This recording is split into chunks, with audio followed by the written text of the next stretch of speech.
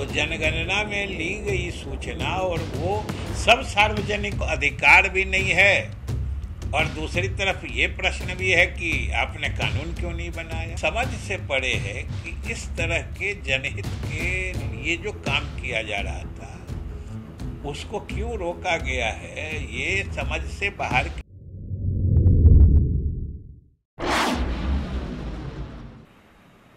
अभी तक जो जाति आधारित गणना के लिए जो भी आंकड़े एकत्रित किए गए हैं वो तो वैसे भी सुरक्षित ही हैं और सरकार इस गणना को शीघ्रातिशीघ्र पूरा कराना चाहती थी भी और चाहती है भी, लेकिन उच्च न्यायालय का आदेश है इसको स्थगित रखने का, तो अभी स्थगित किया गया है।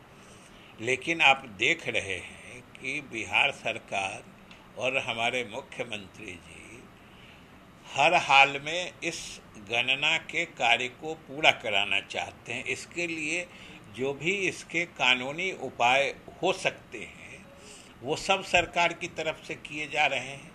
पहले तो उसी कोर्ट से कहा गया कि आप फाइनल जजमेंट दे दीजिए, उन्होंने नहीं माना, तो अब माननीय उच्चतम न्यायालय में इस मामले को सरकार ले गई है और हमें पूरी उम्मीद है कि उच्चतम न्यायालय से हमें जाति आधारित गणना का कार्य पूरा कराने की अनुमति मिल जाएगी। वो इसलिए कि जो उच्च न्यायालय ने आदेश दिया है उसमें कई तरह की बातें हैं। जैसे वो दोनों बात कह रहे हैं कि इसमें आप वही सारे चीज या आंकड़े इकट्ठा कर रहे हैं जो आम जनगणना में ली जाती है।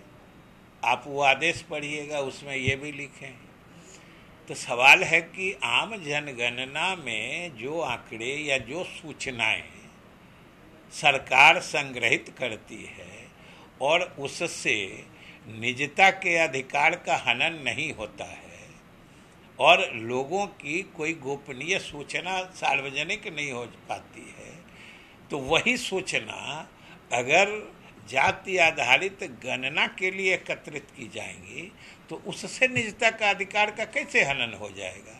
और उसमें क्या पूछा जाता है, पिता का नाम, पति का नाम, किस जात के हैं, किस धर्म के हैं, आपका पेशा क्या है, आमदनी क्या है।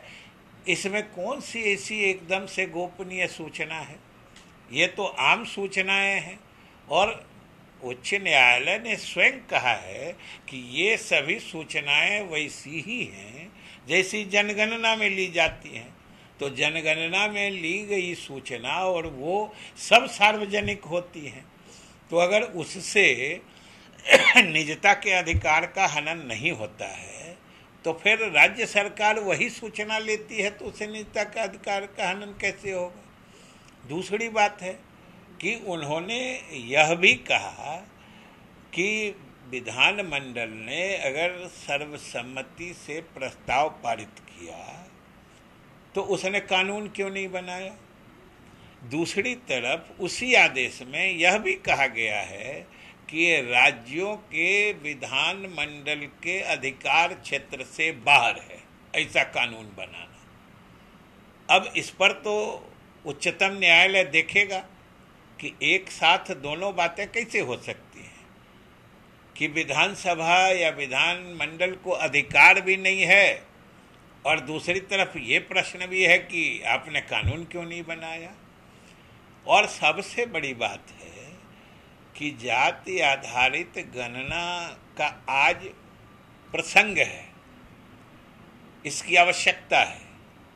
सरकार की नीतियों के निर्धारण के लिए, चाहे केंद्र सरकार की नीतियां हो, राज्य सरकार की नीतियां हो, जब हम अन्य पिछड़े वर्गों में अति पिछड़े वर्ग की अवधारणा स्थापित कर चुके हैं, तो फिर जाति आधारित गणना नहीं होगी तो उनकी पहचान कैसे होगी।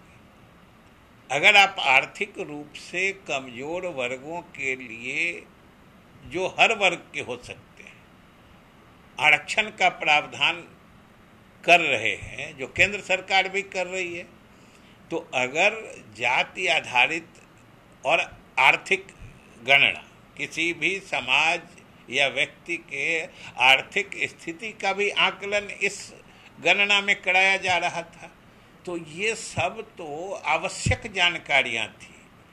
ये लोगों के हित में नीतियों के निर्धारण के लिए आवश्यकता थी। फिर ये समझ से परे है कि इस तरह के जनहित के लिए जो काम किया जा रहा था उसको क्यों रोका गया है, ये समझ से बाहर की चीज़ है।